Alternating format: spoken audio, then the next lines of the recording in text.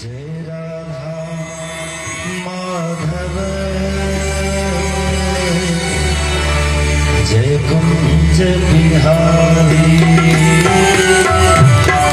जय राधा माधव जय कुंज बिहारी जय राधा माधव जय कुंज बिहारी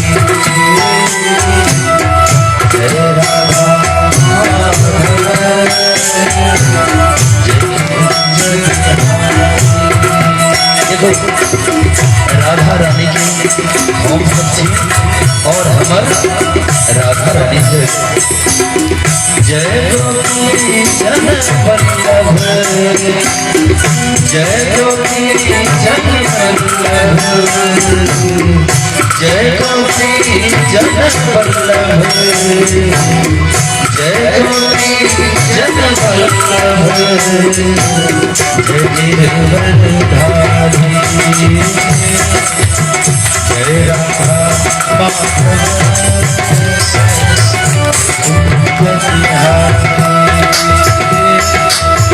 जय राधा माधव जय कुंज बिहारी हरे कृष्णा कृष्ण कृष्ण हरे हरे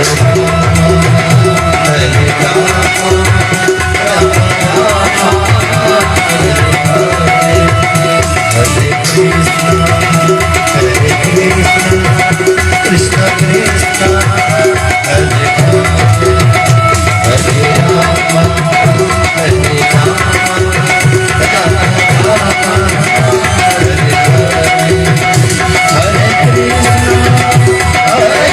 कृष्ण कृष्ण हरे हरे हरे राम राम राम हरे हरे हरे कृष्ण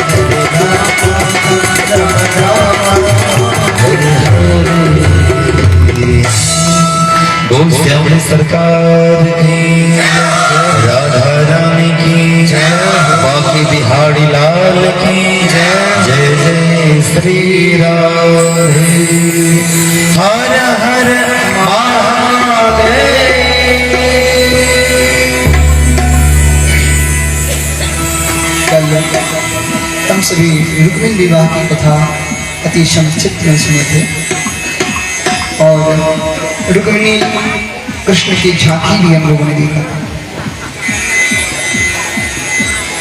देखिए, जब रुक्मिणी की जो शादी हुई था तो भीष्मक जी को सबसे पहले ऐसा लगा कि मैं भगवान कृष्ण को जो द्वारकाधीश हैं वो यदि मेरी पुत्री के पति बने तो मेरे लिए बड़ी सौभाग्य की बात है। और भगवान कृष्ण को जब वर रूप में भीष्मक जी ने चुना था तो रुक्मिणी तो प्रसन्न थी ही, साथ में भीष्मक के राज्य के जितने भी प्रजा थे सब बड़े हर्ष उल्लास में थे। भगवान कृष्ण को सभी ने देख रखा था। अगर द्वारकाधीश रुक्मिणी के पति बनते हैं ना, ये बड़े ही सौभाग्य की बात है। अब जितने भी नगर के नर नारियां हैं सबको यह पता चला कि भैया द्वारकाधीश के साथ में रुक्मिणी की विवाह की बात चल रही है। जब भीष्मक ने अपने संतान अपने 5 पुत्रों से विचार किया तो बड़े पुत्र ने कह दिया कि नहीं, ये विवाह नहीं हो सकता।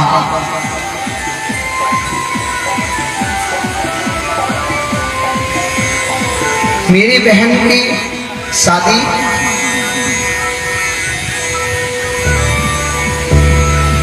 किसी ऐसे कायर व्यक्ति से नहीं हो सकता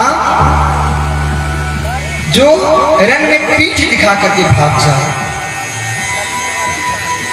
योद्धा का मतलब होता है युद्ध करना। और जिस द्वारकाधीश की आप बात कर रहे हैं ना पिताजी, वो द्वारकाधीश तो रणछोड़ है। आपको पता होगा कि जब जरासंध ने 18वां बार, एक दो बार नहीं 18 बार जब युद्ध में आक्रमण किया तो 18वें बार भगवान सोचे कितना बार इसको छोड़ूं और कितना बार इससे युद्ध करूं, इससे अच्छा है कि चलो निकल लेते हैं। तो ऐसा रणछोड़ है वो, कायर है वो।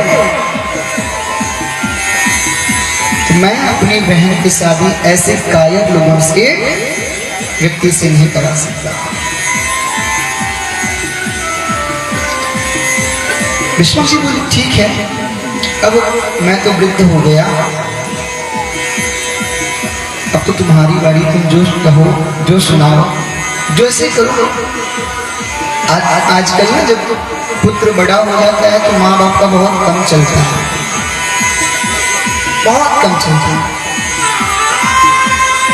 बेटा ऐसा करना, हाँ ठीक है हो जाएगा, पर करना कैसा है जो मेरे मन भाए। भीष्मक जी बोले ठीक है, आज की सृष्टि ही ऐसी है, जो तेरे मन में आए कर। कोई लड़का देख के रखा है क्या? रुक्मिणी बोला हाँ देख के रखा। कौन है? बड़ा सुंदर लड़का है, बड़ा ही वीर योद्धा है। अरे नाम तो बता, कौन है वो? रुक्मिणी कहते हैं पिताजी आप जानते हो उसे? नाम बताए तब तो समझूं।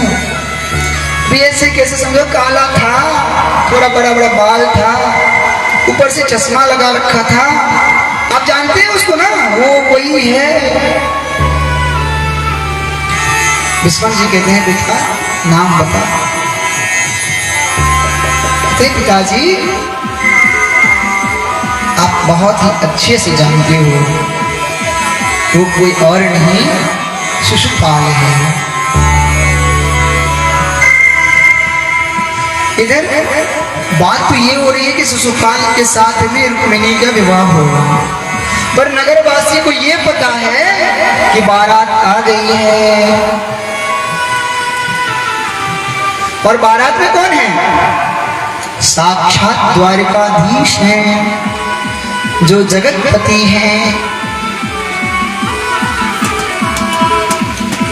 पूरे नगर में शोर हो रखा है।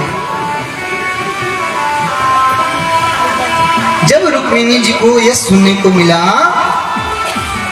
कि मेरी शादी द्वारकाधीश से नहीं, मेरे शादी की बात तो शिशुपाल से हो रही है।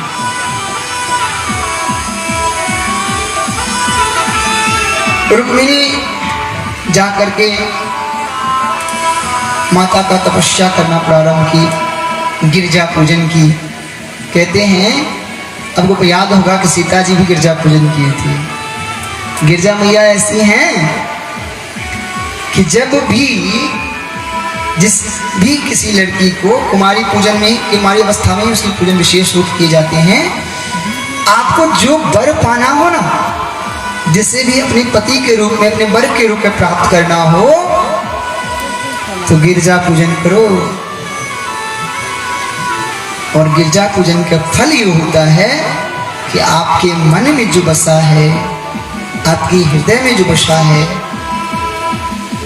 वो वर रूपी आपको मिलेंगे। रुक्मिणी जी भी गिरजा पूजन कर रहे हैं, बड़े ही भाव से। हे मैया, मुझे द्वारिकाधीश ही चाहिए, मैं किसी और के साथ विवाह नहीं कर सकती। कभी भोलेनाथ से कह रहे हैं कि प्रभु, आप तो बड़ी ही ऑर्डर दानी हो, आपसे जो जो मांगता है ना, आप उसे वही दे देती हो।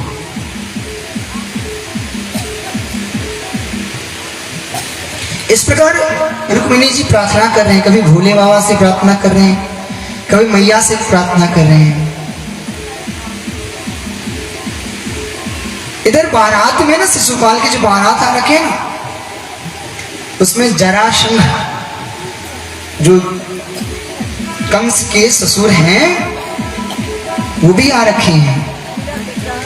कहा कि देखो, तुम होशियार रहना, जब कृष्ण के साथ विवाह की बात हुई है, तुम लोगों ने भले ही इनकार कर दिया, कोई बात नहीं, पर कृष्ण मामूली नहीं है।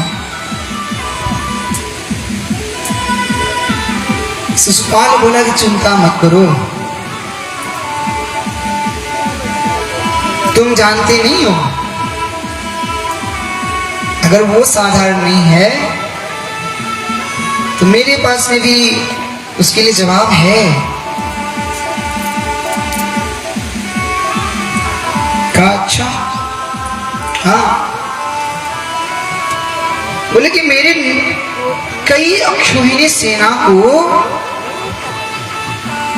17 बार कृष्ण ने मार गिराया, संहार कर दिया, और वो सिर्फ और सिर्फ मुझे छोड़ देता था। पता नहीं क्यों, क्या सोचता था, पर 17 बार मुझे छोड़ा।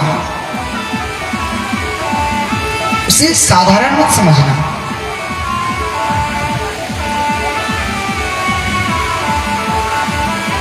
रुक्मिणी जी ने एक ब्राह्मण को बुलाया, एक पत्र लिखा। कल हम लोग एक संगीत के माध्यम से उस पत्र को पढ़े थे। भगवान कृष्ण ने पढ़ा था, हम लोगों ने नहीं पढ़ा था, पर संगीत में भगवान कृष्ण की भाव थी जो हमारे भैया ने गाया था। तो पत्र ब्राह्मण को देखा, ब्राह्मण को बुलाया, और ब्राह्मण के माध्यम से भगवान द्वारकाधीश के पास वह पत्र पहुंचा। भगवान कृष्ण ने उस पत्र को पढ़ा और ब्राह्मण को कहा कि आप निश्चिंत होकर के जाइए, रुक्मिणी जी को कहिएगा कि जितने बेचैन वो है ना उतना ही मैं हूं। देखो यहां पर ना रुक्मिणी कोई और नहीं है,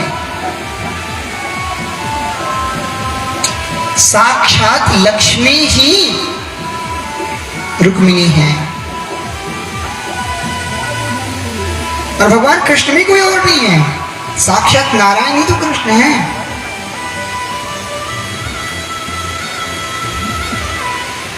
अब रुक्मिणी बहुत बेचैन है, पता नहीं क्या होगा। इधर विवाह मंडप सजे हुए हैं, विवाह की तैयारी चल रही है। तब तक रुक्मिणी देखती है कि ब्राह्मण देव आ रहे हैं, और ब्राह्मण देव को देख करके रुक्मिणी जी ने प्रणाम किया। ब्राह्मण देव इशारा दे दिए, डन है। रुक्मिणी बहुत प्रसन्न हुई। ऐसे रुक्मिणी के पिता भीष्मक ने शिशुपाल को अपने पुत्री की वर रूप में स्वीकार करना नहीं चाहती थी। उनका भी मन यही था कि परमात्मा कृष्ण ही हमारी पुत्री को वर रूप में प्राप्त हो। जैसे शिशुपाल अपना तैयार हो रहा है, सज धज रहा है, जैसे भगवान ने ब्राह्मण देव को कहा था वैसे ही रुक्मिणी मंदिर में गई पूजा करने के बहाने, और द्वारकाधीश भगवान कृष्ण वहां आए। रुक्मिणी जी को रथ पे बैठने के लिए कहा। रुक्मिणी जी भगवान कृष्ण के हाथ पकड़ करके रथ पे विराजमान हुई, पर साथ में जो कि राजकुमारी है ना, और घर पे बारात आ रखा है। जब किसी को यह पता हो कि यहाँ पे ऐसा संदेह है कि कुछ घटना घट सकता है, तो इंसान पहले से सतर्क होता है। इसी प्रकार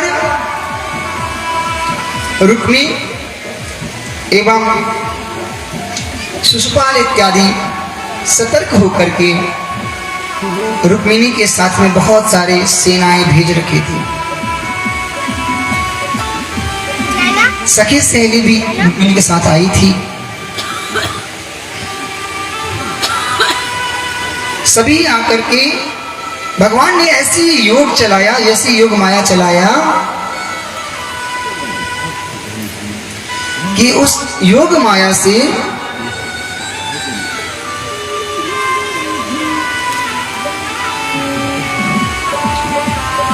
जितनी भी सेना थे ना वहां पे, सब भाव में रम गए, किसी को होश ही नहीं रहा। और भगवान कृष्ण ने रुक्मिणी जी को बैठाया रथ में और चल पड़े। कहते जब उन सेनाओं को होश आया तो मन ये मत सोच रहे कि मैं यहां क्यों आया हूं, किस लिए आया हूं, क्या करने के लिए भेजा गया हूं। जो रुक्मिणी की सहेली थी ना,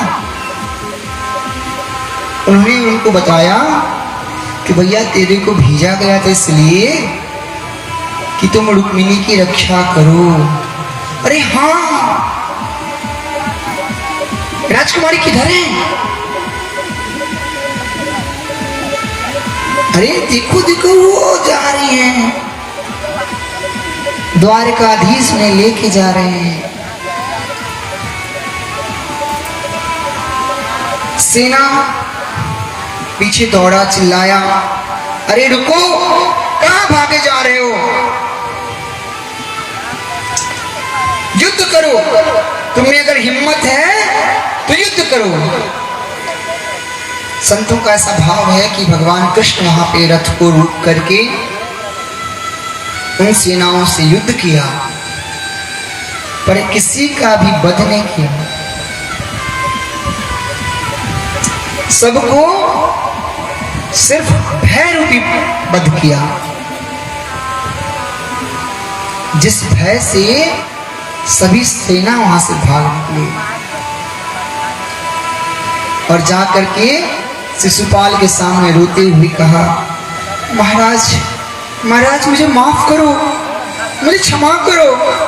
शिशुपाल ने कहा, क्या हुआ?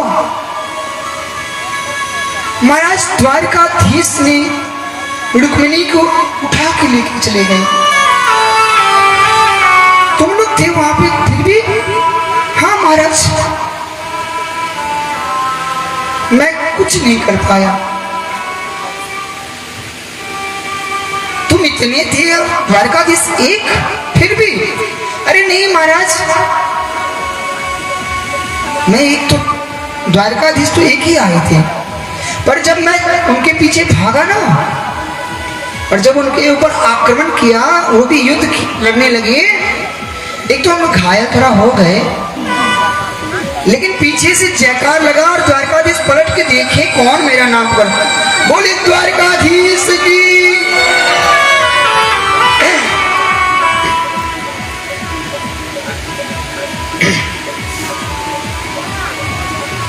भगवान ने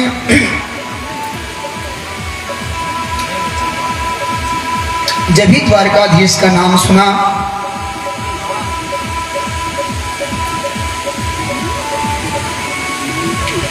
कि भैया इस जगह पे मुझे द्वारकाधीश को कहकर कौन बुला रहा है, पलट के देखा तो दाऊ भैया अपनी अक्षोहिणी सेनाओं के साथ वहां पहुंच गए हैं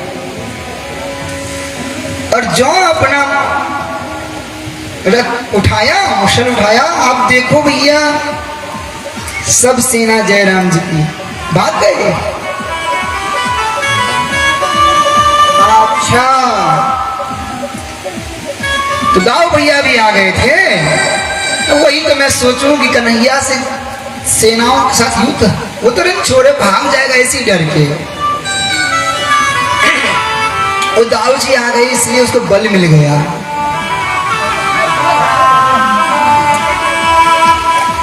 इस प्रकार शिशुपाल फिर तलवार निकाल के, आज मैं छोड़ने वाला नहीं हूं, मैं या तो कन्हैया को वध कर दूंगा या तो रुक्मिणी को लेकर के उसको छोड़ भी दूंगा, दया कर दूंगा उसके ऊपर, पर मैं छोड़ूंगा नहीं, युद्ध तो करना ही है।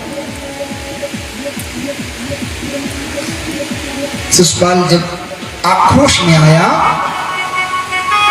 जरासंध ने शिशुपाल को बहुत समझाया कि देखो तुम एक बार में इतना परेशान हो गए, अरे तुम एक बार परास्त हुए हो ना, मुझे देखो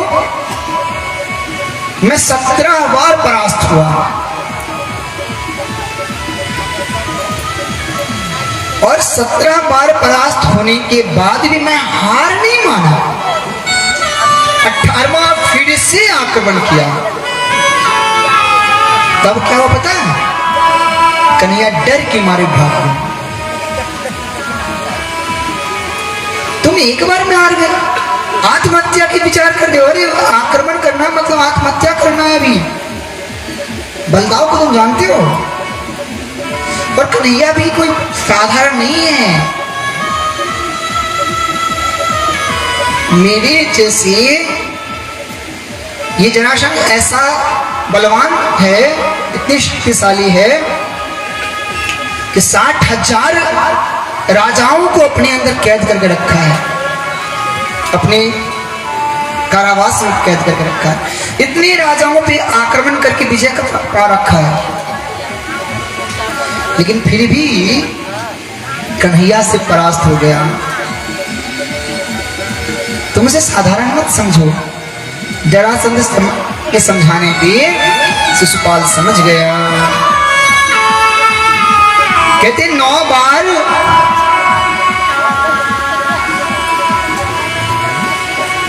जो 17 बार मैंने युद्ध किया ना, जो इसमें मैं परास्त हुआ, 23,000 अक्षौहिणी सेना मेरे साथ में था। एक दो नहीं, 23,000 अक्षौहिणी सेना हमारे साथ था, फिर भी मैं हार गया था। ऐसे बार बार समझाने पे शिशुपाल समझ गया। शिशुपाल ये कहता था कि वो तो राजा भी नहीं है, क्या कर लेगा, लेकिन जब जरासंध ने अच्छे से समझाया तो उसे समझ में आया।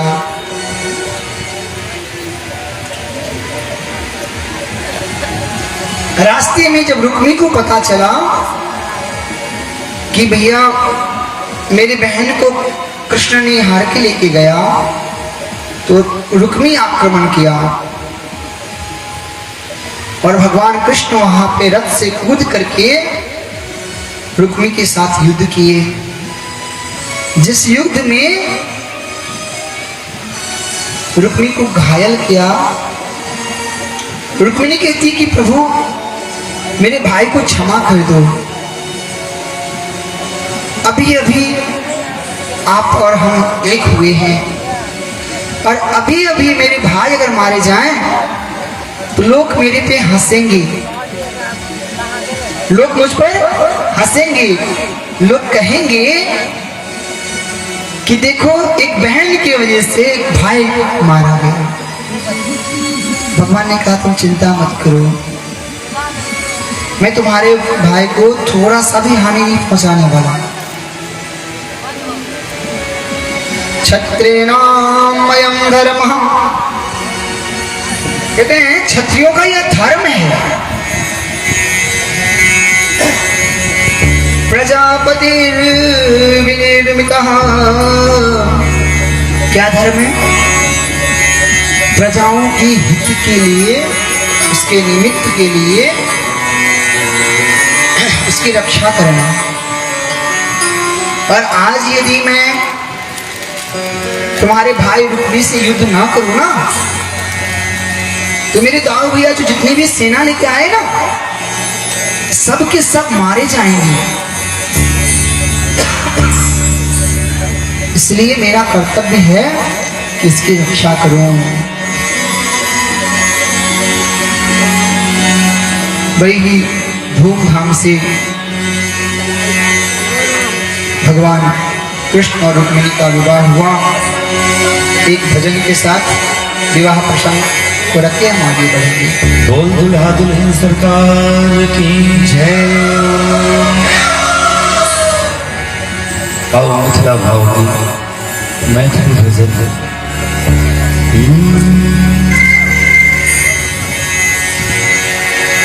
मिथिला के धिया सिया जगत जननी भेली, जय धरनी बनन सुख धामहि। मिथिला के धिया सिया जगत जननी धरनी बनन सुख धामहि। मिथिला के धिया सिया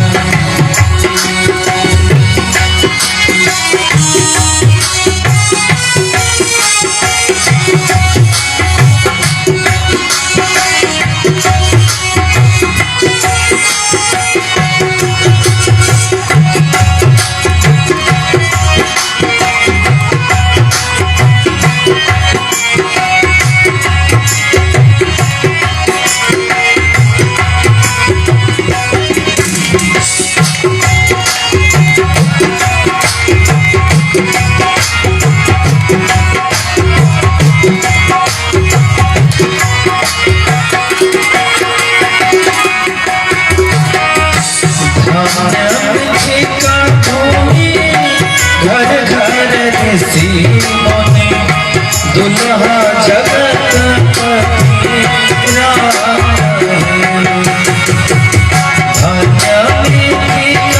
भूमि घर घर दुल्हा जगत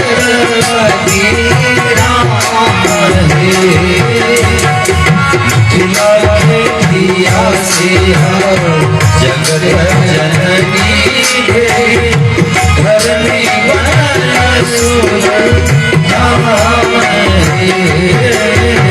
मिथिला के भी आसिया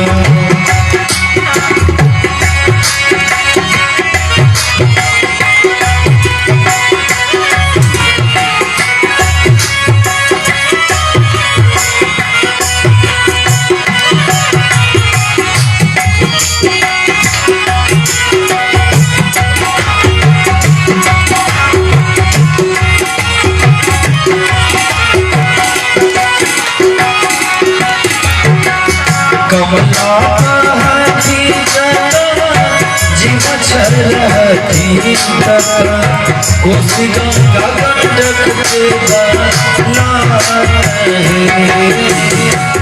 कमला जब जीव छर रहती कोशिका का गंडक से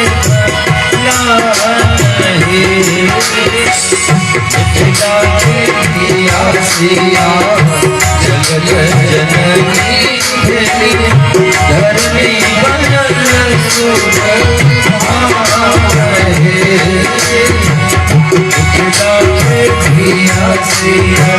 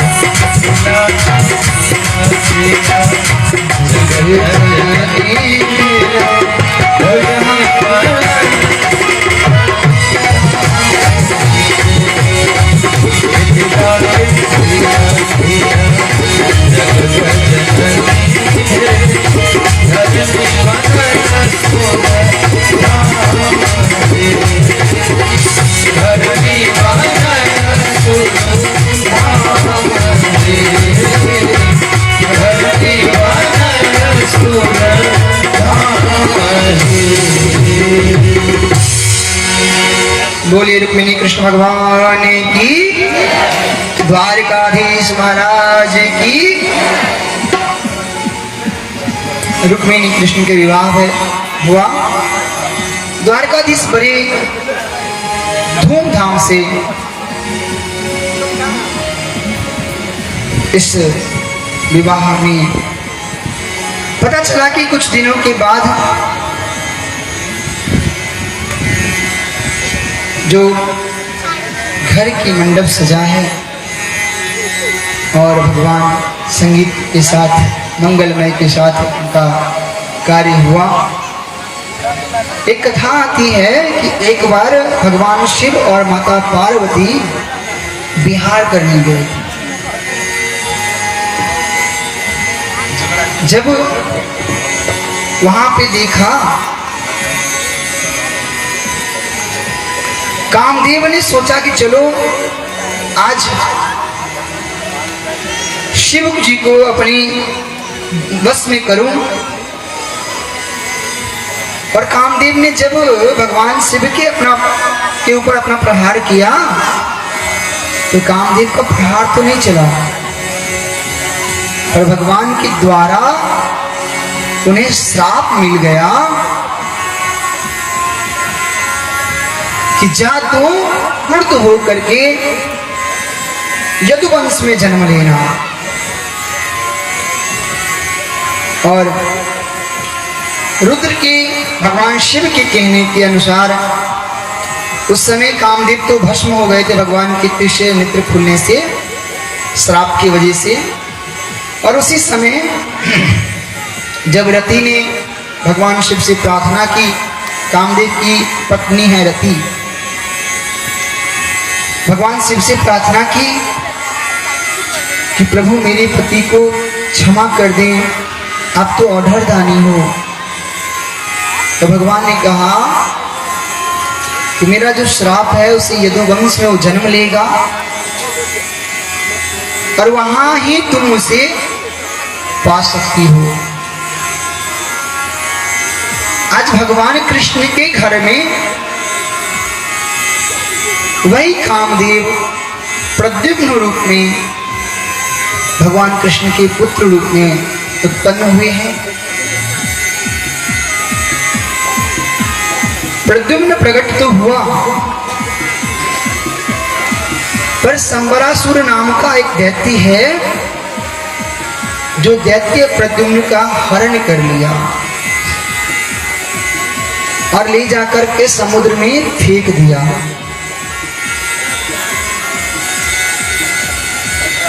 इधर रुक्मिणी बड़ी परेशान हो रखी है।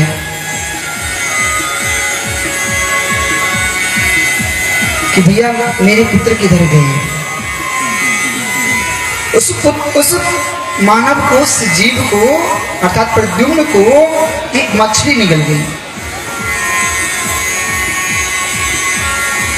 रति भी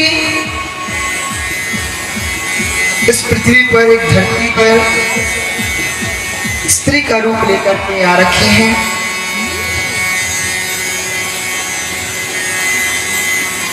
मछुआरे ने, एक मछुआरा था, उसने मछली पकड़ा, उसी मछली में प्रद्युम्न थे, क्योंकि मछली तो निकल गया था ना उनको, प्रद्युम्न थे। वो मछली फिर वापस उसी संबरासुर के घर में आए। उनकी पत्नी, संबरासुर की पत्नी ने उस मछली को ली। अब जो रति है भगवान कामदेव की पत्नी, वो वहां कार्यरत है। जब मछली बनाने के लिए गई ना, ज्यों पेट चिराग देखा छोटा सा एक बच्चा है, उन्हें संभाला। बहुत दिनों तक उनकी संबरासुर से उनकी रक्षा करते हुए उसी घर में उनको रखा। एक दिन ऐसा आया कि रति ने कामदेव को सारी स्मृति करवाई कि आप मेरे पति हो, मैं आपकी पत्नी हूं, मैं रति हूं, आप कामदेव हो।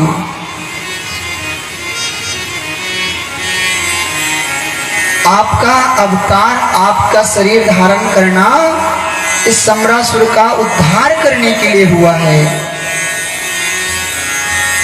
सो ज्यों ही पता चला प्रद्युम्न को कि मेरा अवतार इसलिए हुआ है, संबरासुर के ऊपर ललकार तुमको बोला। संबरासुर को भी पता चला, अच्छा तू मेरे काल है और मेरे घर में ही पड़ रहा था, तू इतना बड़ा हो गया और मुझे पता नहीं चला।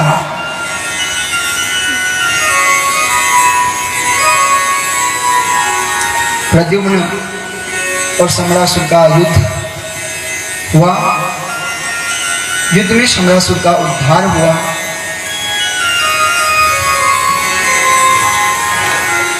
प्रभु प्रद्युम्न और रति दोनों वहां पे गंधर्व विवाह करके वहां से अपने ससुराल अर्थात द्वारकाधीश जी के पास द्वारका आए। जब रुक्मिणी जी को पता चला कि मेरा पुत्र जिंदा है, बड़े ही हर्ष उल्लास से रुक्मिणी जी ने आरती की थाली सजाई। देखो, एक तो बहुत दिनों के बाद पुत्र आया है, उसका तो उत्सव है ही, पर साथ में पुत्र वधू भी आई है। और अपनी मिथिला में तो ऐसे भी जब पुत्र वधू विदाग्नि होकर आती है ना, तो सबसे पहले उनको कर्पूर गरम करते हैं कि तुम शांति रहना भैया। पता चले कि कर्पूर गरम नहीं किया और आते ही जय राम जी की करना चालू कर दी, भैया इधर ढोल बज रहा है, उधर कुछ और बज रहा है।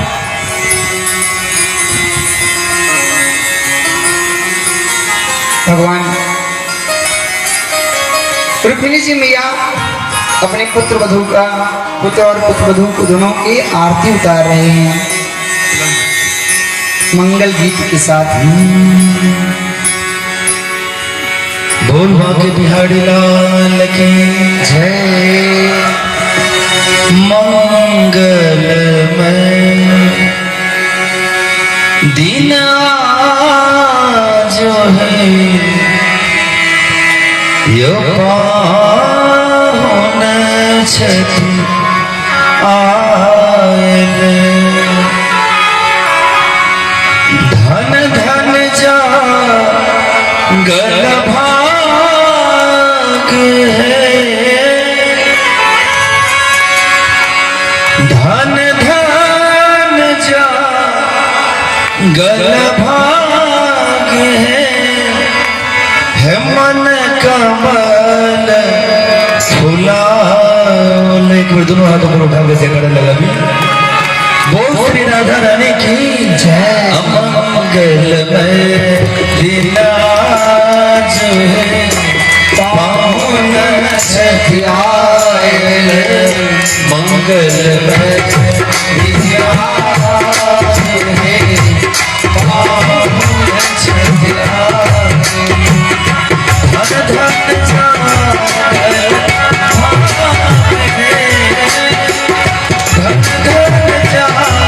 गल भाग है मन कमल फुलाओ।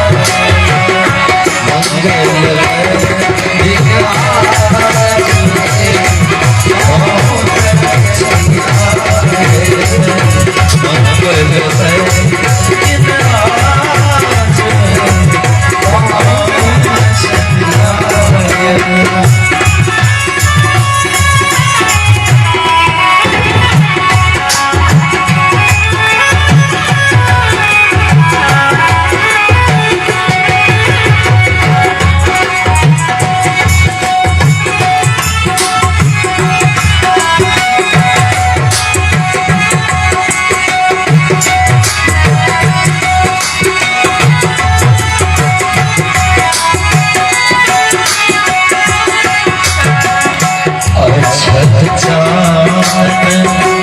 और गंगा जल,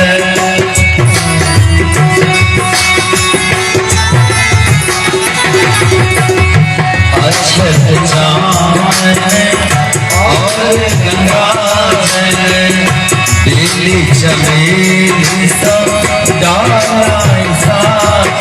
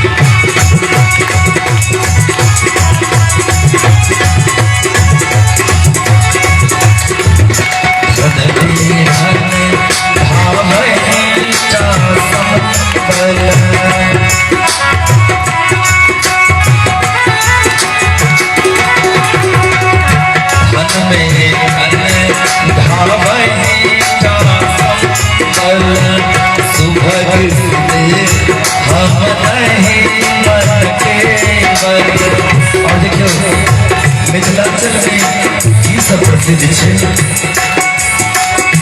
धन में भरा भावने का संबल सुभगे से हम नहीं मन के बल मात बढ़ावे पाप है मान बढ़ावे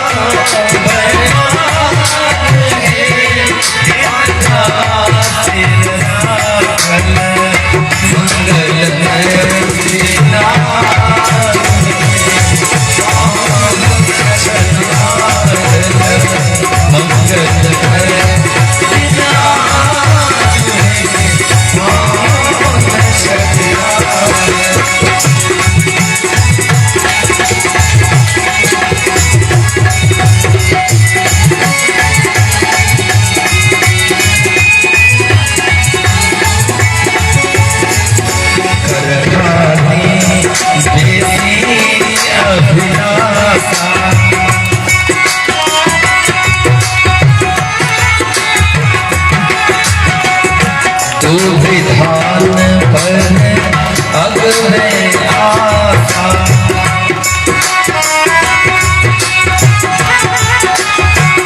और देखो मिथिलांचल में दो विधान अखनो बहुत महत्व से दूज करखानी बेसी अभिलाषा दो विधान पर अगले घर के अनुपम साथ है घर के अनुपम साथ है भोजन में साथ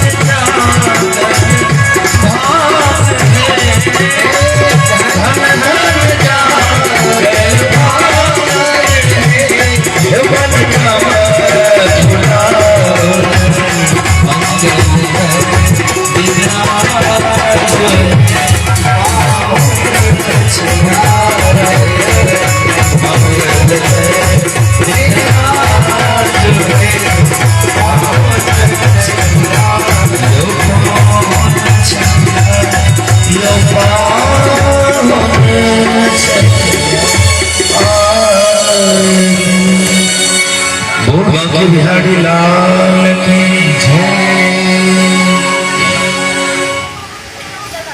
इस प्रकार जब अपनी आनंद का जब मैया रुक्मिणी की आनंद का पराभव न रहा,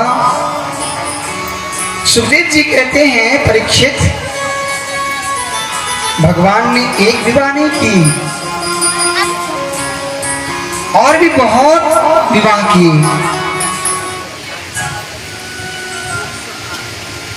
परीक्षित जी कहते हैं कि प्रभु थोड़ा विस्तार से इनकी विवाह की कथा सुनाओ,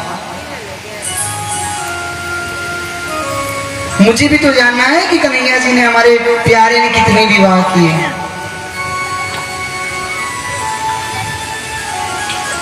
कहते ठीक है तुमको बताता हूं। कहते हैं कि एक सत्राजित नाम का राजा था जो शम्यांक नाम के चमचमाते हुई मणि जिसके पास में था। और मणि कैसा था?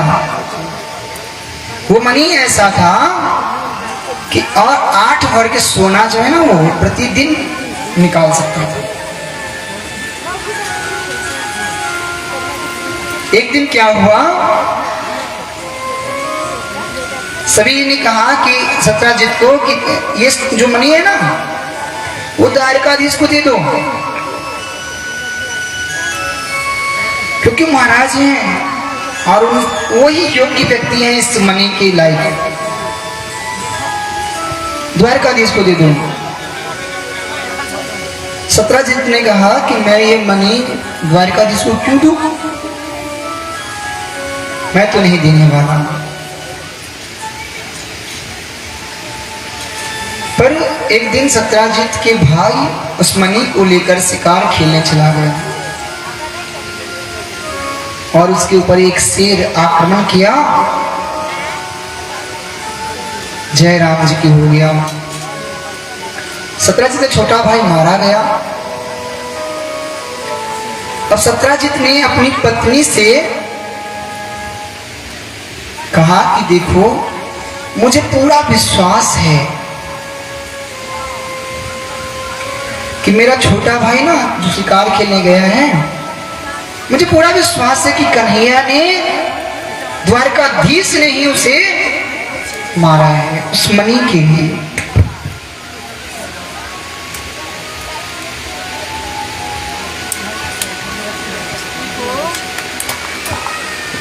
और पता है, स्त्री को श्राप मिला है।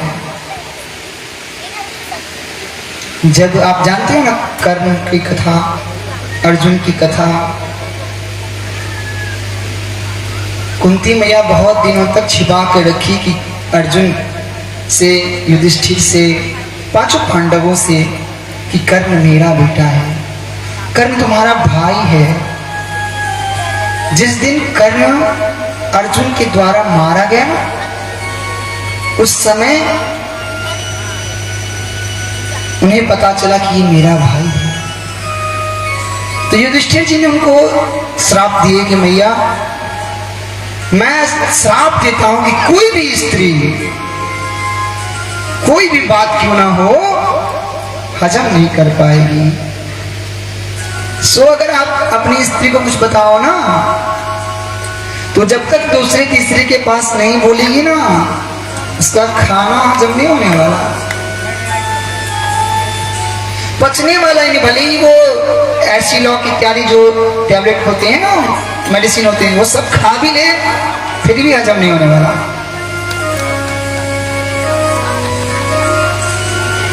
आज सत्राजित की पत्नी भी वही की। उन्होंने अपने सखी संबंधी जितने भी है ना, सबको, आज के मोबाइल का दुनिया है, उस दिन नहीं था, पर आज लोग मोबाइल पे फोन करके बोलते हैं कि अरे जानती हो ऐसा हुआ है, देखो देखते देखते देखते करोड़पति बन गया। ऐसे ही सत्राजित की पत्नी एक दूसरे को बोली, वो दूसरे को बोली, वो दूसरे को बोली। कहते हैं करने करने जबस चना,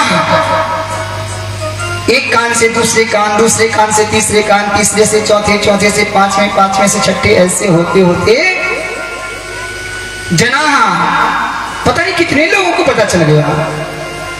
धीरे धीरे बात घूमते घूमते द्वारकाधीश के पास में आ गई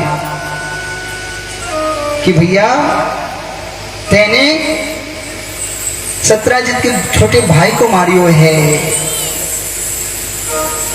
सो द्वारकाधीश ने सोचा कि भैया ये तो मेरे लिए बड़ी अपमानजनक बात है, कलंक है मेरे ऊपर। और भगवान कृष्ण उस मणि को ढूंढने निकल पड़े। जब अंदर गए वन में, देखा कि एक शेर मरा पड़ा है। थोड़ी सी और आगे बढ़े, देखा कि सत्राजित की छोटा भाई भी वहां पे गोविंदाय नमः नमः होकर बैठा है। अब भगवान कृष्ण ने वहां से जो पग का निशाना था ना, उसका ध्यान देते देते एक गुफा में गए। वहां देखा कि वो मणि पड़ा है, सामंतक मणि पड़ा है, और एक बच्ची है, एक लड़की है वहां पे, जो लड़की उस मणि के साथ खेल रही है।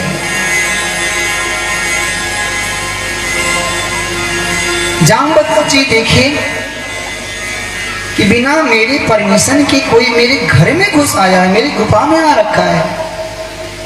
सुयूं छलांग लगाई और एक फैट मारा भगवान के सीने पे। भगवान भी दो चार तीर दबा के, बड़ी भयानक युद्ध हुआ। कहते हैं कि पूरे 27 दिन तक ये युद्ध चला। अंत में जामवंत जी पहचान गए, प्रभु आप जगन्नाथ हो, आप परमात्मा हो, आप ईश्वर हो। मैं समझ गया, मैं पहचान गया। ये जामवंत कौन है पता है? रामायण में जामवंत का नाम सुना है? सुना है या नहीं? मतलब नहीं सुना, किसी को कोई बोली नहीं है, कुछ सुना है ना? ये जामवंत वही है। क्या हुआ, लंका में जब युद्ध हुई ना वानर सेनाओं के साथ में, रावण के सेनाओं के साथ में, सबको तो मार दिया, युद्ध समाप्त हुआ। जामवंत जी कहते हैं प्रभु मेरा मन तृप्त नहीं हुआ। क्यों? अरे युद्ध तो हुआ, ये सभी लड़ लिए, मेरे को तो तृप्ति ही नहीं मिला, मुझे तो मेरे जैसा कोई था ही नहीं इसमें जितने भी युद्ध लड़ने वाले थे ना, सब तो चींटी के समान थे, मेरे जैसा योद्धा तो यहाँ कोई था ही नहीं। एक रावण था जिसे आपने लड़ लिया। भगवान ने कहा ठीक है, तुम्हारी इच्छा मैं पूर्ण जरूर करूंगा, पर अभी नहीं, कृष्ण अवतार में। और आज जामवंत की इच्छा पूर्ण हुआ। भगवान ने कहा कि फिर पूछे कि आप बताओ प्रभु आप क्यों आए इधर, कैसे आए यहाँ? तो भगवान ने सारी वृत्तांत बताई कि मैं मणि कि चोरी का कलंक मेरे ऊपर लगा है, इस कलंक से धुलने के लिए, इस कलंक को दूर करने के लिए मैं यहाँ आया।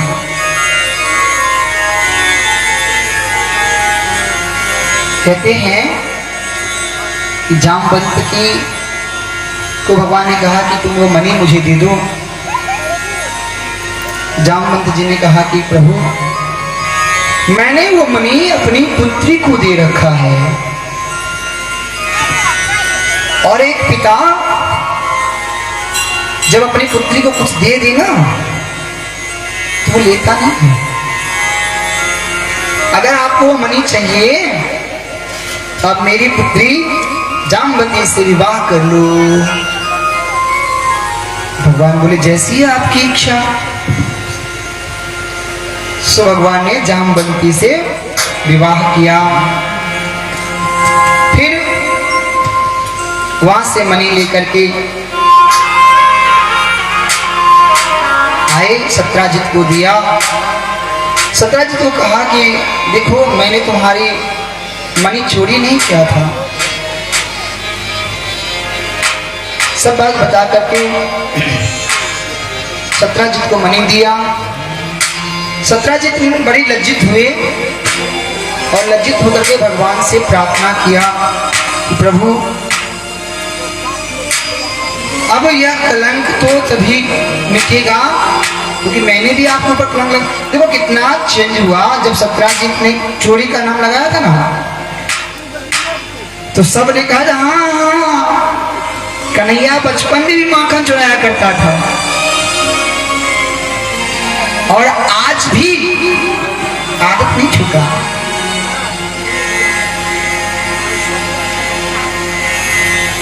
जब सत्राजित को मणि उन्होंने वापस दिया ना, बात तुरंत परिवर्तित हो गई। क्या अब सब लोग हम तो बोल ही रहे थे उनको किस चीज की कमी है, कुछ में कमी थोड़ी ना है, द्वारिकाधीश हो। तो प्रभु आप अगर मेरी पुत्री से विवाह कर लें तो मेरे द्वारा किया हुआ जो दोष है वो भी मिटे और आपके ऊपर जो लगा कलंक है वो भी समाप्त हो, क्योंकि मैंने कलंक लगाया था ना। भगवान ने कहा ठीक है आपकी इच्छा है। तो जय राम जी की सत्यभामा के साथ भगवान ने विवाह किया। भगवान का यह दूसरा विवाह, सत्यभामा से विवाह हुआ। सत्राजित ने कहा कि प्रभु ये मणि मैं आपको ही दे रहा हूं। भगवान ने कहा नहीं, अगर मैं ये मनी ले लिया ना, तो ये जो समाज है, ये जो बैठे हैं सब अभी अभी तुरंत कहना चालू कर देगा। अभी क्या कहे, मैं तो जानता था उनको किस चीज की कमी है, पर यही समाज फिर से कहेंगे कि देखो कन्हैया कितना चालू था, द्वारकाधीश कितना चालू है कि उस मणि को पाने के लिए सत्यभामा से विवाह कर लिया। एक विवाह के प्रसंग में भजन के साथ हम आगे बढ़ेंगे। बोल श्याम की सरकार की जय।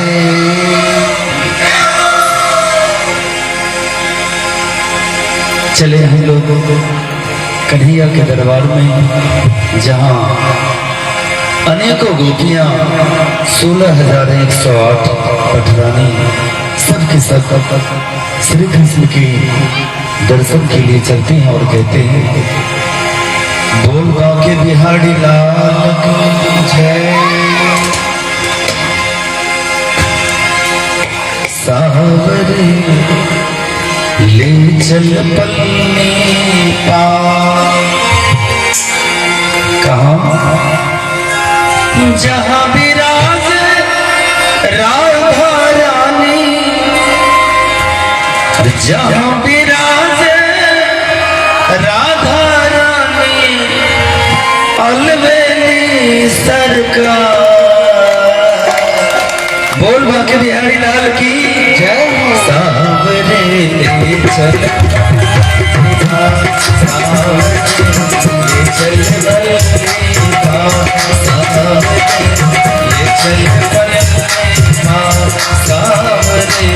ले चल जहाँ विराज राधा रानी, जहाँ विराज राधा रानी, अलवेली सरकार।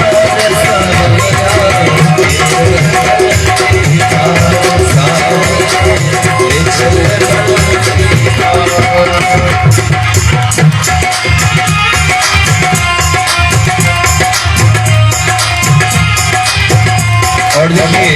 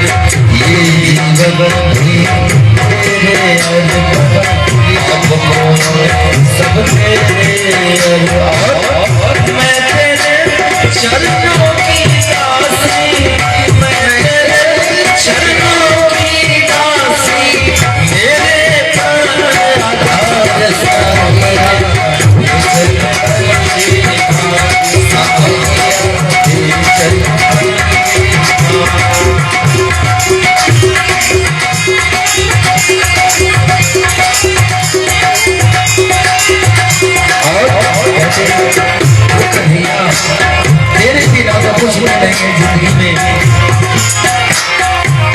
तेरी आस लगा बैठी हूँ, लज्जा से लगा बैठी, तेरी आस लगा बैठी हूँ, लज्जा से लगा बैठी हूँ, अखियाँ खूब ढका बैठी हूँ, राधा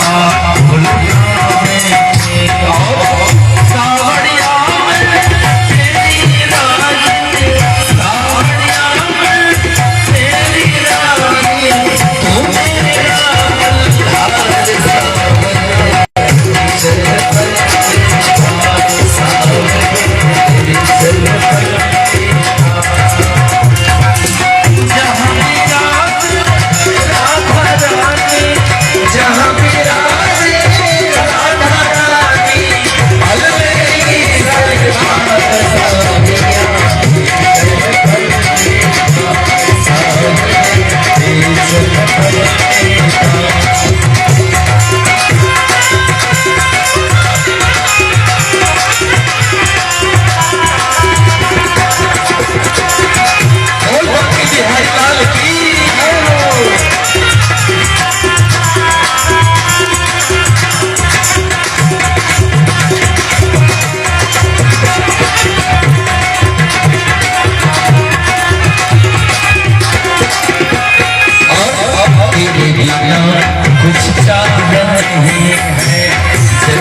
तो परवाह नहीं है। अरे ओ कन्हैया, तेरे बिना तो जीवन में कुछ भी नहीं है। क्यों? तेरे बिना कुछ चाह नहीं है। जग की तो परवाह नहीं है। कोई कुछ भी राह नहीं है। तेरे बिना कुछ चाह नहीं है।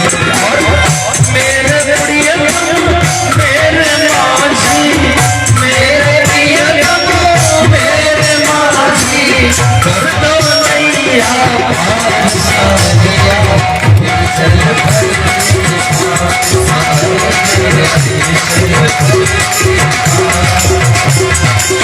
जहाँ विराज राधा रानी, जहाँ विराज राधा रानी, अब मेरी सरकार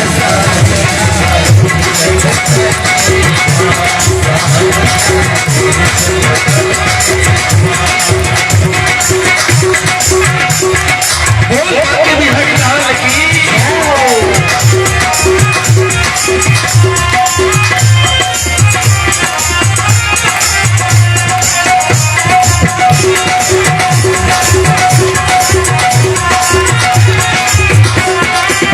और देखिए आपके मिथिला से पावन धरती पाली गाँव में, पाली गोकुल में कैसा आनंद है। आप लोग भी खड़े हो जाइए, सब लोग थोड़ी देर में खड़े हो जाइए और देखिए कितना प्यारा है, कितना प्यारे कन्हैया के प्यारे सब हैं जो एक दूसरे से आज 7 दिनों से ये कथा हो रही है और सब के सब एक दूसरे का हाथ पकड़ के कोई भाव व्यक्त करते हैं, तो कोई ताली बजाते हैं, तो कोई नाचते हैं, तो कोई बैठे हुए आनंद करते हैं। कैसा आनंद है। आनंद यह बरस रहा है, आनंद यह बरस रहा है, पत्ता पत्ता हरस रहा है, पत्ता पत्ता हरस रहा है।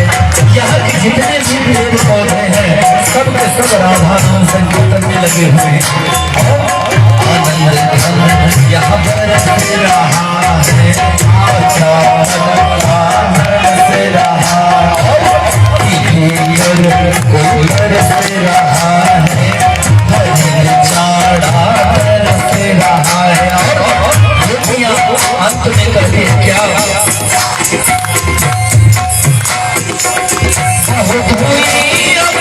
हार गई मैं, हार गई मैं, क्यों छोड़ा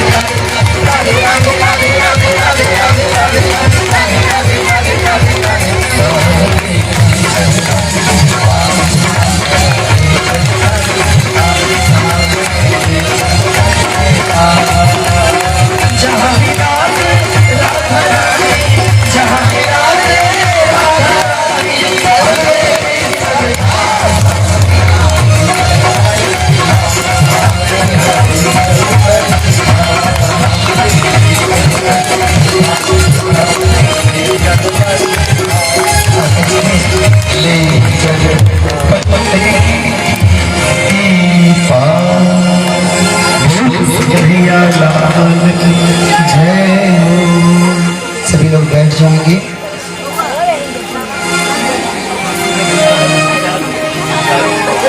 अब भगवान अपने प्रिय पांडवों के साथ द्वारिकापुरी से दिल्ली की ओर प्रस्थान किया। दिल्ली प्राचीन काल का इंद्रप्रस्थ नगरी है। भगवान अब जब द्वारिका से दिल्ली की ओर प्रस्थान किए तो रास्ते में देखा कि एक स्त्री, एक बालिका है जो ध्यान लगा करके बैठी है। भगवान वहां रथ को रोका और पूछा, अर्जुन को बोला कि देखो कौन है ये। अर्जुन गए और पूछा उनसे, हे देवी आप कौन हो, हमें बताओ। देवी अपने परिचय देते हैं, महाराज मैं सविता हूं, मैं सविता की दुहिता हूं, मेरा नाम कालिंदी है। अच्छा यहाँ क्या कर रही हो? मैं यहाँ ध्यान लगा रही हूँ जिससे कि मेरे पति वो परमात्मा कृष्ण हो जाए। अर्जुन हंसने लगे और हंसते हंसते द्वारकाधीश के पास गए। बोले प्रभु आपके ऊपर बृहस्पति का अपना कृपा। चले गए वृंदावन। जय जय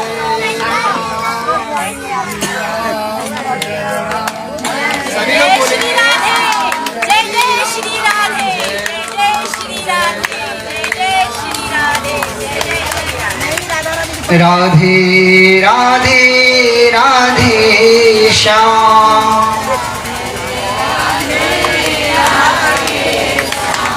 सो भगवान ने कालिंदी से पानी ग्रहण किया और फिर जब आगे बढ़े तो मित्र वृंदा मिली। ये भगवान का जब पानी ग्रहण हुआ, ये भगवान का चौथा विवाह है। मित्र वृंदा मिली जो दुर्योधन के साथ वर्ण होने जा रही थी और मित्र वृंदा की कृपा देखो, वो भी भगवान के नाम का ही माला जप रही थी। सो स्वयंवर में सभी राजाएं बैठी थी। वहां मित्र वृंदा आकर के भगवान कृष्ण को जब देखा तो वो माला ला करके मित्र वृंदा ने भगवान कृष्ण को अर्पण कर दिया। जब उनके भाइयों ने, ये भगवान का 5वां विवाह है मित्र वृंदा के साथ,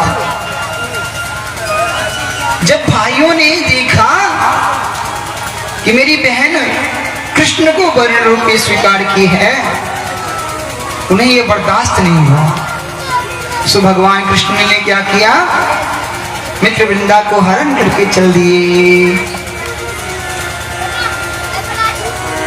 आगे कौशल नरेश नगरजीत नाम का एक राजा है जिनकी पुत्री है सत्यावती। राजा ने प्रतिज्ञा की थी, क्योंकि उनके वहां 7 ऐसे बलिष्ठ बैल थे, तो उन्होंने प्रतिज्ञा की थी जो इस एक ही माध्यम है कि एक ही प्रकार, एक ही तरफ से 7 बैल को जो नाथ दे ना, उसके साथ मैं अपनी पुत्री का विवाह करूं। और भगवान कृष्ण ने 7 रूप बना करके, बहुत राजा महाराजा लोग प्रैक्टिस किए, कोशिश किए, पर कोई भी कर नहीं पाया। भगवान कृष्ण 7 रूप बनाए और 7 रूप बना करके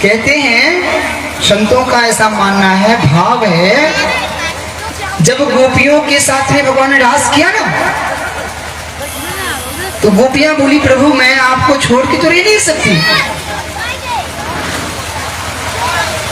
अच्छा हाँ। और जब भगवान अवतार लिए उस समय भी बहुत सारे ऋषि मुनि कहे कि भैया मैं कहाँ जाऊं? बोले तुम लीला में आ जाइयो, लीला करेंगे। ये सभी जितने राजकुमारी हैं, जितने गोप गोपियां हैं, सभी वही हैं, सब भगवान के स्वरूप ही हैं। श्री राम जय जय राम, श्री राम जय जय।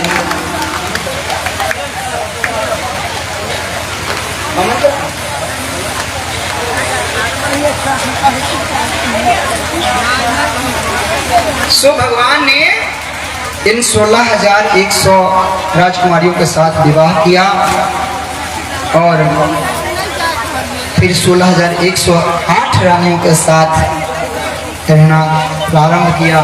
बड़ा ही सुंदर, सभी रानियों के लिए अलग अलग घर, अलग अलग महल हैं। सभी रानियों की बड़ी दिव्य दिव्य भवन है। भगवान की जितनी भी रानियां हैं ना, उन सभी रानियों से 10-10 पुत्र हुए और एक पुत्रियां हुई। अब काउंटिंग कर लेना कितने हुए।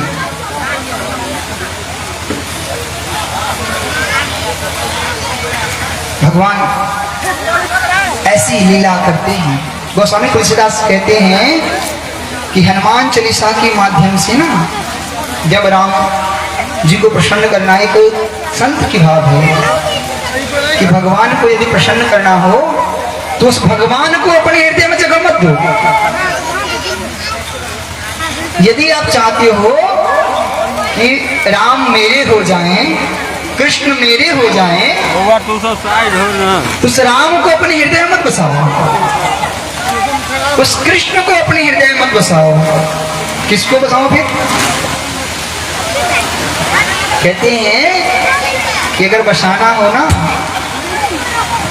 हरिरपि निज लोकम सर्वथा तो विहाय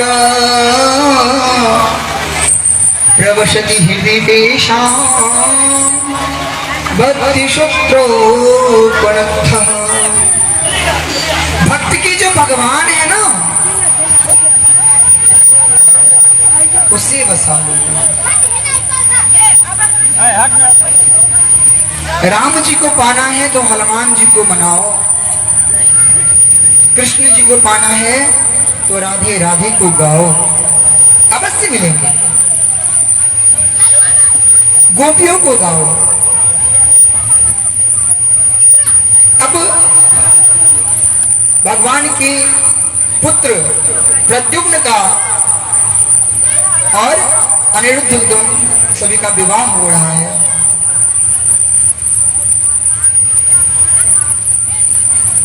सुखदेव जी कहते हैं परीक्षित, सुखदेव जी कहते हैं परीक्षित बड़ा ही मनोरंजन, बड़ा ही सुंदर दृश्य है। यहाँ भी बड़ा सुंदर दृश्य है। देखो, इंद्रदेव अपने दूत को भेज करके यहाँ लीला कर रहे हैं और हम तो बस हरि चरणन की प्यासी प्यासी, हरि चरणन को प्यासी। हम प्यासे हैं किसकी? प्रभु की चरण की। और प्रभु का गुणगान हो रहा है ना, छोड़ के कैसे जाएंगे? और विश्वास भी तो है, जैसे भगवान ने ब्रज में ब्रजवासियों की रक्षा की, ब्रजवासियों को नहीं भीगने दिया, ऐसे आज प्रभु हमारी भी रक्षा करेंगे, है या नहीं?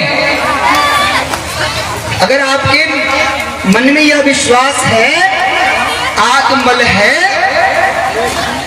तो मैं इस जगह से, इस स्थान से आपको कह रहा हूं, चिंता मत करना, बारिश नहीं होगी। अगर विश्वास नहीं है ना उस दृश्य को याद करके, भले ही आंधी आए, तूफान आए। एक कथा है, पता है, एक भक्त बिना छाते के भगवान की भक्ति करने के लिए नंगे पांव, कोई खराव नहीं पहना, कोई चप्पल जूता नहीं पहना, चल दिए। बड़ी ही जोर की बारिश प्रारंभ हुई, आंधी तूफान आए, इतना आंधी आया कि जहां तहां वृक्ष गिरना प्रारंभ हो गया। यहाँ भी आम गिरने प्रारंभ हो गए।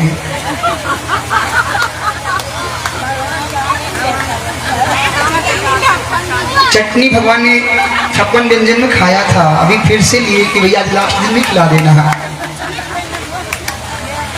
और ज्यों ही जहां तहां वृक्ष गिरने लगे, वो महात्मा जी अकेला चले जा रहे हैं, बहुत बारिश हो रही, पर भगवान की इतनी कृपा कि जहां जहां उनके पग जा रहे हैं ना, नीचे की पानी सूखी जा रहा है, पूरा धरती सूखा जा रहा है। जहां जहां बढ़ रहे हैं, जैसे जैसे बढ़ रहे हैं, ऐसे धरती सूखती जा रही है। और उसके उनके ऊपर एक बूंद भी पानी का नहीं पड़ा। क्यों?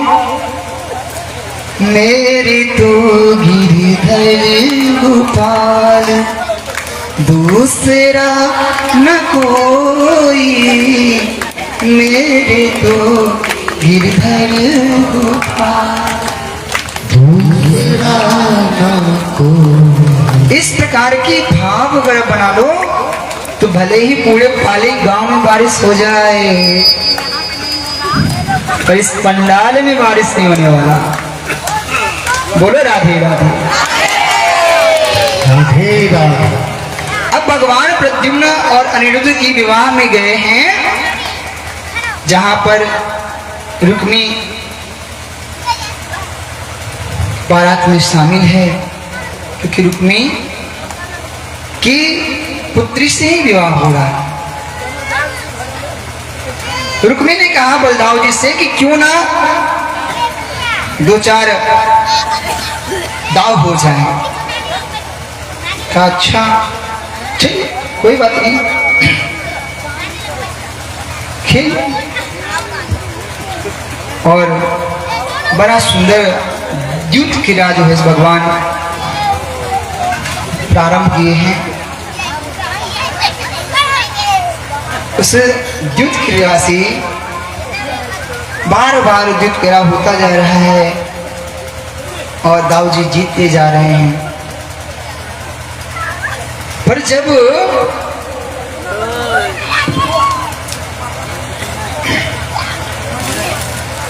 जब देखा कि सभी लोग उनके पक्ष में ही, रुक्मी के पक्ष में ही हैं, तो भगवान ने वहां पे आकाशवाणी हुआ कि नहीं, रुक्मी तो हार रहा है, जीत कौन रहा है? दाऊ भगवान जीत रहे हैं, दाऊ जी जीत रहे हैं। इस प्रकार फिर वहां पे युद्ध हुआ और रुक्मी का भगवान दाऊ जी ने उनका जयराम किया। कृष्ण भगवान आप सोच रहे हैं कि भैया मैं तो कुछ नहीं कह सकता, अगर कहूं तो दाऊ भैया बुरा मान जाएं कि अरे आपने गलत किया, और ये कहूं आपने बहुत अच्छा किया तो मेरी पत्नी रुक्मिणी मुझे छोड़ेगी नहीं। इस प्रकार से दाऊ जी ने प्रद्युम्न और अनिरुद्ध का विवाह हुआ, रुक्मी का वध हुआ। भगवान की कृपा से सभी लोग अपने घर आए और कहते हैं कि अनिरुद्ध बाणासुर की बेटी से, अनिरुद्ध का 2 विवाह हुआ है। बाणासुर की बेटी से पहला विवाह, जो दूसरा विवाह जो बाणासुर की बेटी से हुआ, जो उषा नाम की है, उषा से दूसरा विवाह हुआ। और बाणासुर के विवाह में भगवान को शिव के साथ कृष्ण जी को युद्ध करना पड़ा। फिर भगवान के ऊपर माया प्रभाव होते हुए श्री राम जय जय राम।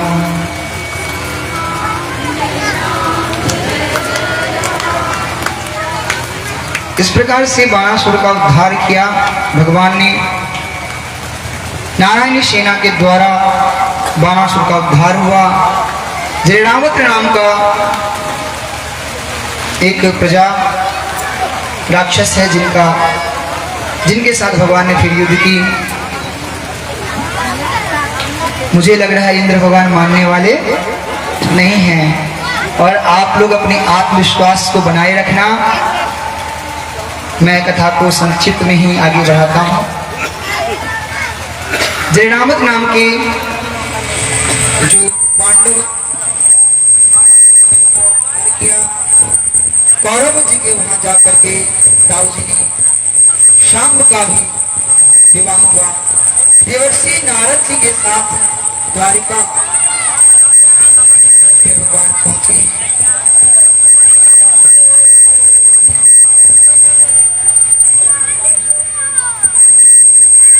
जरासंध के से युद्ध हुआ और काल्या में सब उद्धार हुआ।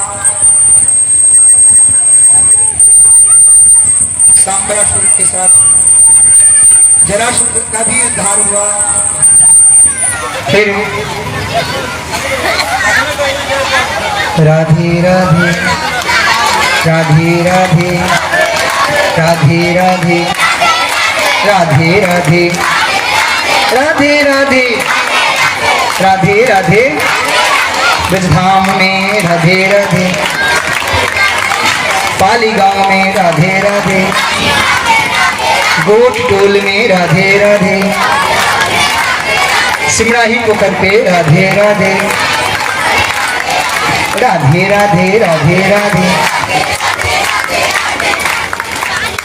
पांडव लोग राजस्व यज्ञ कर रहे हैं और उस राजस्व यज्ञ में भगवान द्वारिकाधीश भी पहुंचे हैं, जहां पर द्वारिकाधीश को बड़े ही भाव से प्रेम से, देखो कोई भगवान को प्रेम से पूछता है तो कोई भगवान को प्रेम से गाली दे रहा है। बड़े ही प्रेम से गाली देना प्रारंभ किया।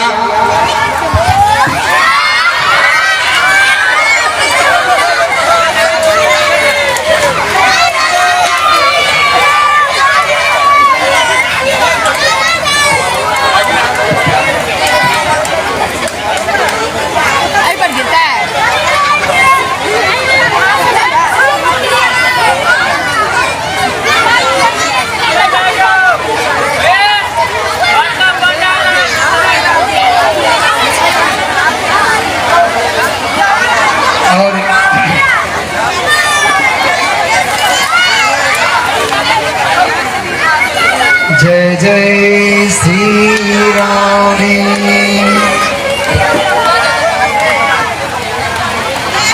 चलिए हम लोग डायरेक्ट सुदामा चरित्र में प्रवेश करते हैं।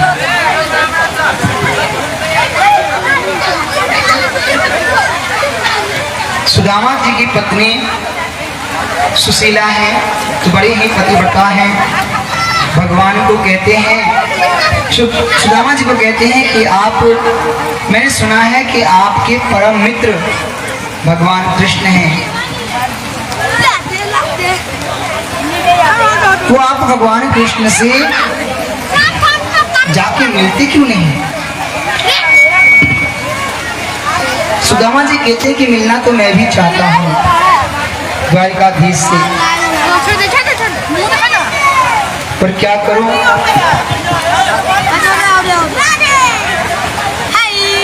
वो राजा है ना,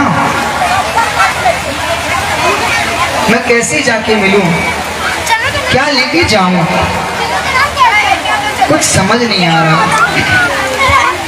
सुशीला का ये मन नहीं है कि जाकर के वो बहुत धन संपत्ति लेके आए, पर जो कुछ ले लेना उससे शायद कुछ दरिद्रता कम दूर हो जाए।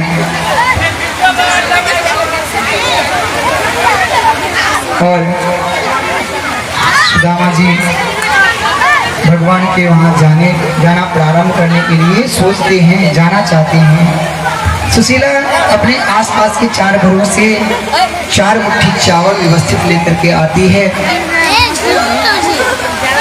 और सुदामा जी को देती है। सुदामा जी लेकर के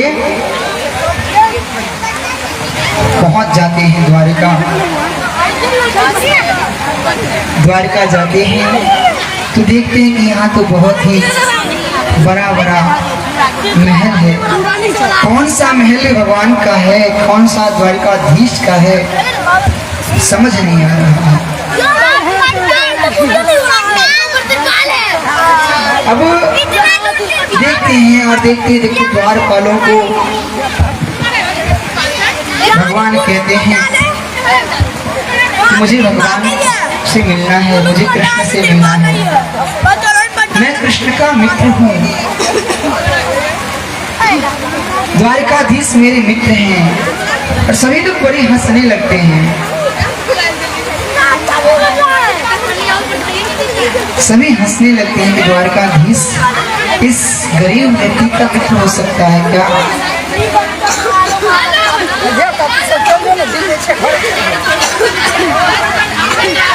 भगवान को जब पता चलता है कि सुदामा आए हैं, मैं 5 मिनट में हिसाब करता हूँ।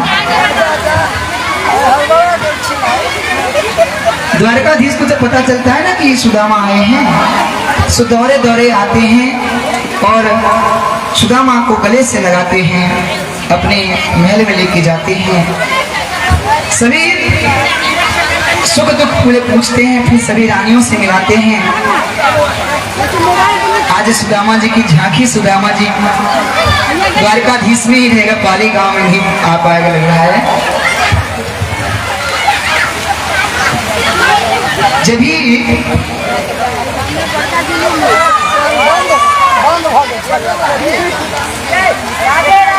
देखा और भगवान को बड़े ही हृदय से, सुदामा जी को बड़े हृदय से लगाया, मित्रों अपनी पटरानियों से मिलाया। सुदामा जी को कहा कि आपने जरूर कुछ न कुछ मेरे लिए लाए होंगे, मेरे भाभी आपको कुछ न कुछ तो जरूर दी होगी। सुदामा जी को बड़ा शर्म आ रहा है, इसमें चावल लेके आया हूँ, मैं कैसे कन्या को दूं? पर सुदामा जी से जबरदस्ती छीनते बोलते हैं तुम्हें गुरुकुल का याद है ना, जो गुरु माता ने चना दिया था, तुम लाए तो जरूर हो और छिपा कर। पता है रुक्मिणी को कहते हैं कि ये जानबूझकर ऐसा करता है, सब अकेला खाना चाहता है। अकेला बिल्कुल नहीं खाना चाहिए, मिल बांट के खाना चाहिए। जब वो भगवान ने वो पोटली छीना और एक मुट्ठी लिया और जो खाया, भगवान ने पूरे 1 लोक इंद्र के जैसे होते हैं स्वर्ग लोग आदि इत्यादि से भी ऐसे राजपाट भगवान ने सुदामा को दे दिया। जो दूसरा पोटली खोल के दूसरा उठाए, दूसरी बार खाने के लिए दूसरी मुट्ठी, रुक्मिणी जी हाथ पकड़ ले, भैया अब क्या मुझे भी दे दोगे? संतों का भाव है कि रुक्मिणी जी हाथ पकड़ ले कि अब एक बार तो त्रिलोक दे दिए हो, अब अगर हाथ नहीं पकड़ूं तो बदले तुम मुझे भी दे दो। और संतों का ये भी भाव है कि रुक्मिणी जी ने इसलिए पकड़ लिया कि साधु के द्वारा जो भी आए ना वो प्रसाद होता है, और सुदामा तो आपका भक्त है, ये तो महाप्रसाद है, तो इसमें हमारा भी अधिकार है, सो हमें भी कृतार्थ करो। भगवान की मर्जी। इस प्रकार से फिर सुदामा जी रुक्मिणी जी को उन्होंने दे दिया कि लोग सब मिलके खा लेना। सबने खाया, प्रसाद वितरण हुई। सुदामा जी अब विदा लेते हैं क्योंकि बारिश तो हो रही है, पर आप लोग अभी तक भीगे नहीं हो, भीगोगे भी नहीं, भगवान की कृपा रहेगी तो।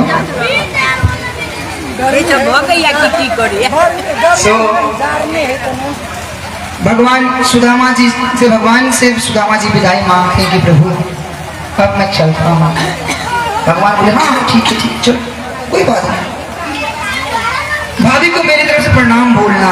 हाँ हाँ जरूर जरूर। सुदामा जी वहां से चलते हैं, मनी मन सोचते हैं कि देखो लेने देने तो हुए नहीं, ऐसे मुझे चाहिए था कुछ नहीं, पर मुझे नहीं चाहिए था ना। सुशीला तो चाहती थी कि वहां जाओगे तो कुछ ना कुछ मिलेगा।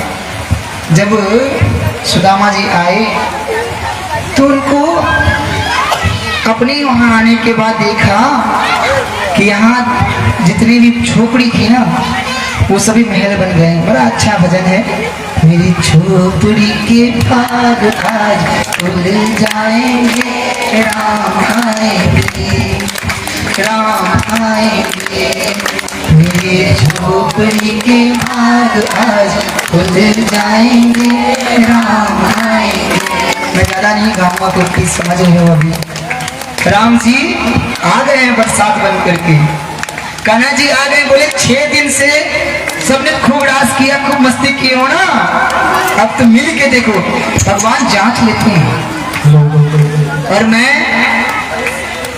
अपना सौभाग्य समझता हूं कि इस व्यास से कह रहा हूं, व्यासपीठ से कह रहा हूं कि मैं अपना सौभाग्य समझता हूं कि और आप लोग भी सौभाग्यशाली हैं कि इस बारिश में भीगने के बाद ही बारिश हो रही है फिर भी आप कथा सुन रहे हो।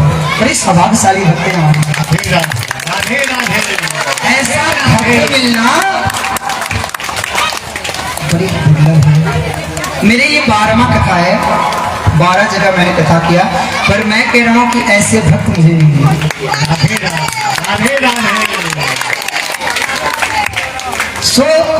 सुदामा जी अब भटक रहे हैं कि भैया कौन सा मेरा घर है, किधर जाऊं। कहीं दूसरे के घर में घुस गया तो पता चला कि डंडा पड़ना चालू हुआ। अब सुशीला देख रही है कि अरे ये इधर से इधर कौन है, ब्राह्मण घूम रहा है। सो ज्यों ही सुशीला ने देखा अरे तो स्वामी है, गए उनको पकड़ के लाया, आरती की, प्रभु आइए स्वागत है, अपना ही महल है। अच्छा ठाकुर ने कृपा कर दिया पर एक बार बताया भी नहीं। इस प्रकार सुदामा चरित जयराम जी की राधे राधे राधे राधे। अब हम सीधा श्रीमद् भागवत में अंत में फिर से महात्मा कहा है कि कलयुग में जितनी भी परीक्षित को मुक्ति मिला, सुखदेव जी को परीक्षित कहते हैं कि प्रभु अब आज तो कथा आपने पूर्ण कर दी, अब तो मेरी मृत्यु होने वाली है। भगवान कहते हैं कि परीक्षित ने बहुत जब ऐसा कहा तो सुखदेव जी ने बहुत जोर से उनको डपटा, अरे मूर्ख अभी भी तुमको लगता है कि तुम मरोगे, अब मरने की कोई आवश्यकता नहीं, अब तो तुम ब्रह्ममय हो जाओगे, शुद्ध ब्रह्ममय हो जाओगे। त्वं तु राजन् मरिष्यन्ति पशु बुद्धि मिमां जहि न जाता प्रागभूतोद्यः देहवत्तं न कंशसि। तुम्हारा देह का त्याग होगा रे, तुम तो ब्रह्म नहीं हो जाओगे। बोलो राधे राधे राधे राधे। और जब तक्षक ने परीक्षित को काटा, परीक्षित को काटने से पहले परीक्षित का शरीर तो भस्म हो गया तक्षक काटने से, पर परीक्षित पहले ही ब्रह्ममय हो गए थे। इस प्रकार से सुखदेव जी परीक्षित को कथा सुनाई और परीक्षित को मुक्ति मिल गया। बोले भक्कर भगवान की जय, राधा रानी की जय, वृषभान दुलारी की जय हो, बाल कृष्ण भगवान की जय, द्वारिकाधीश महाराज की जय हो, रुक्मिणी कृष्ण की जय हो। अब हम आरती की ओर चलते हैं। आरती करके मुझे थोड़ा सा कष्ट है इस बारिश की वजह से कि मैं ऐसे श्रोताओं को भी आज अच्छे से कथा नहीं सुना पाया, चाहे जो भी वजह हो। जो जब भक्त सुनने वाले होते हैं ना, तो सुखदेव जी परीक्षित जैसा भक्त हो और सुखदेव जैसी वक्ता हो ना, बड़ा आनंद आता है। भक्त सुनने के लिए तैयार हो तो वक्ता को भी बहुत आनंद होता सुनाने में। चलिए हम आरती करते हैं, फिर व्यास पूजन, क्योंकि जब कथा समाप्त होती है ना व्यास पूजन अनिवार्य होता है। व्यास पूजन और व्यास पूजन के बाद प्रसाद वितरण इत्यादि करके। हाँ, एक सूचना है, कथा तो समाप्त हो गई, आज समाप्त नहीं हुई है, कथा कभी समाप्त ही नहीं होता। हरि अनंत, हरि कथा अनंता, कभी समाप्त नहीं होती, पर विश्राम होने जा रही है। कल प्रातः कालीन भगवान शिव के लखराम का आयोजन किया गया है। हमारे जो यहाँ पे के कार्यकर्ता हैं सभी ने निश्चय किया कि कल लखराम किया जाए, तो कल 1.25 लाख हो या उससे अधिक हो, जिनके घर में महादेव के लिए मिट्टी पहुंचे वो भी, जिनके घर ना पहुंच पाए वो भी। अगर आप सेवा करना चाहते हैं तो महादेव बना करके अक्षत, फूल, चंदन, दुधि, बेलपत्र, सारा सामग्री ही व्यवस्थित कर, हो सके तो कुछ दक्षिणा इत्यादि रख करके भी इसी पंडाल में, इसी जगह पर भगवान गरीबनाथ के सामने भिजवा दीजिएगा। टाइम है 10 बजे के अंदर में आप लोगों को महादेव भेजना है, क्योंकि उसके बाद पूजन प्रारंभ रहेंगे, उससे पहले महादेव